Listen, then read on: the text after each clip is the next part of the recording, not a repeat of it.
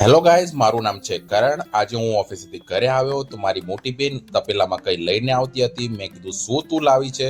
તો એણે કીધું કે હું ઢોકળા અને હાંડવાનું પલાળીને લાવી છું। આ મારી નાની બેન ખુશ્બુ છે જે હાંડવો બનાવી રહી છે। આ હાંડવો આવી રીતે તપેલામાં બનતો હોય છે, ખૂબ જ ટેસ્ટી લાગતો હોય છે અને બનવામાં પણ ખૂબ જ સરળ રીતે બની જતો હોય છે। આ અમારો તૈયાર છે હાંડવો। આ હાંડવો મરચાં અને લસણની ચટણી સાથે ખાવાની ખૂબ જ મજા આવતી હોય છે। આ ખરેખર કાઠિયાવાડી પિઝા છે જે છોકરાઓને પણ ખૂબ જ ભાવતા હોય છે। ત્યારબાદ આ બની રહ્યા છે આપણા ઢોકળા। ઢોકળાને પ્લેટમાં લઈ લેવાનું છે। ત્યારબાદ આપણે તેને ઉપરથી લાલ મરચું નાખી અને સ્ટીમને ગરમ કરી સ્ટીમરની અંદર મૂકી દેવાના હોય છે। આ તૈયાર થઈ ગયા છે આપણા ઢોકળા।